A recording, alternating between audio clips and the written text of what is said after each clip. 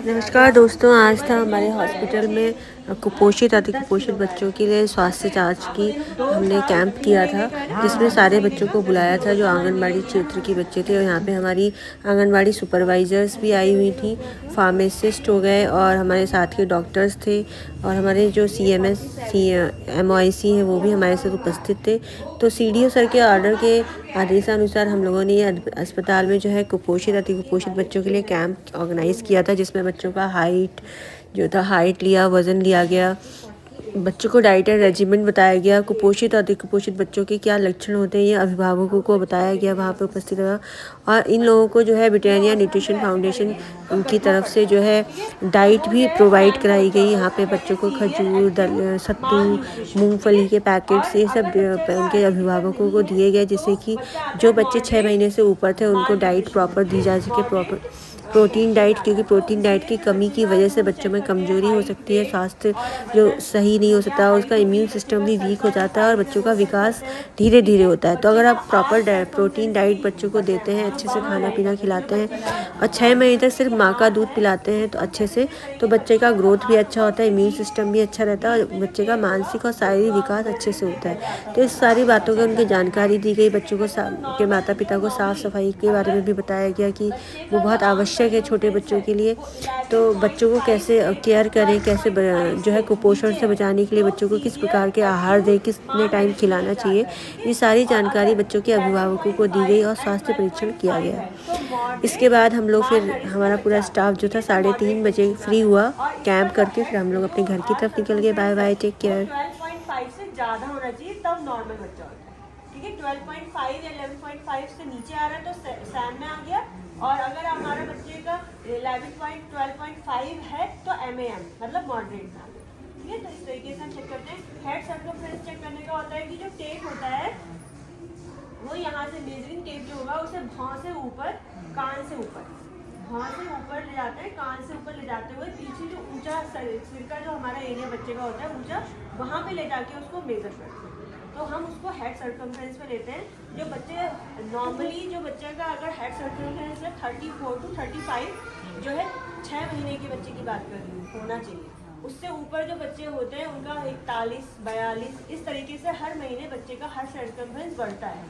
अगर बच्चे का सर का साइज नहीं बढ़ रहा है एज के अकॉर्डिंग, तो बच्चे का मानसिक विकास इसका मतलब रुका हुआ है, तो बच्चे का हम चेकअप कराते हैं। अगर एक आंगनबाड़ी का बच्चा हो रहा है, हाँ, इसको ले आना इसी मेरा प्रकार से जो कुपोषित बच्चे होते हैं उनका अगर शरीर का विकास नहीं हो रहा है, हेड सर्कमफ्रेंस नहीं बढ़ रहा है, आर्म सर्कमफ्रेंस नहीं बढ़ रहा है, अब हाथ पैर सही से नहीं हो रहे हैं, पतले ही दुबले हैं और बच्चे कुपोषित होते हैं, तो बच्चों का एक तो सिम्टम क्या होता है, सिम्टम ये होगा कि बच्चा या तो बहुत रोएगा या फिर बच्चा बिल्कुल चुपचाप रहेगा, सुस्त रहता है, बहुत ज़्यादा सुस्त, ठीक है, या तो बहुत रोएगा या बिल्कुल चुपचाप रहेगा। तो हम बच्चे को देखते हैं कि कहीं बच्चा कुपोषित या कुपोषित में तो नहीं आता है। दूसरी बात, बच्चे को लगातार दस्त लगे रहेंगे, बुखार आएगा, बच्चा बिल्कुल भी खाना नहीं खाएगा, दूध नहीं पिएगा या फिर पिएगा तो थोड़ा बहुत ही पिएगा। अगर आपके बच्चे में ऐसे लक्षण आ रहे हैं तो तुरंत डॉक्टर को दिखाएं, इसमें लापरवाही नहीं करनी।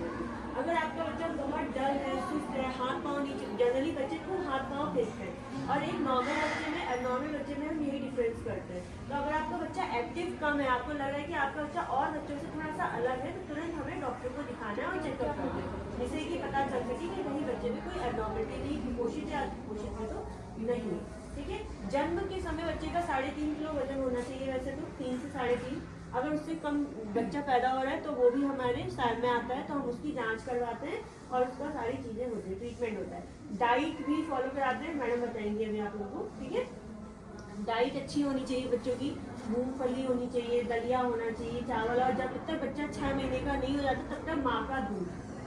बच्चे को लगभग 6 महीने के बाद कितने टाइम 5 से 6 बार दिन में खिलाना चाहिए खाना, 5 से 6 बार, क्योंकि बच्चा एक बार में बहुत नहीं खाता है।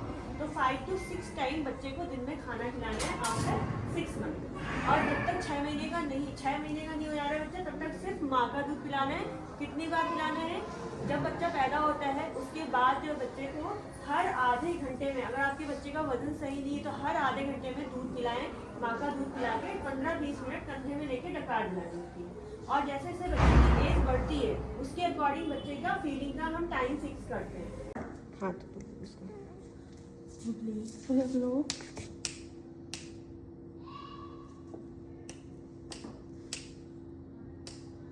5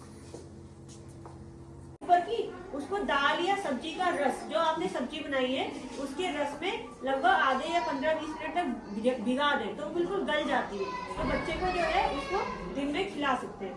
दूसरी बात फलों की बात आती है तो पपीता मसल के खिलाएं, केला मसल के खिलाएं। आजकल ठंडा है तो दोपहर में खिलाएं, सुबह और शाम अवॉइड करें। तो पपीता और आलू भी वजन अच्छा बढ़ाता है। तो आलू जो बॉइल्ड आलू होता है, उबला हुआ आलू, उसमें आप नमक हल्दी मिला के या फिर आप मीठा है तो मीठा उसका हलवा ऐसा बना के बच्चे को खिला सकते हैं।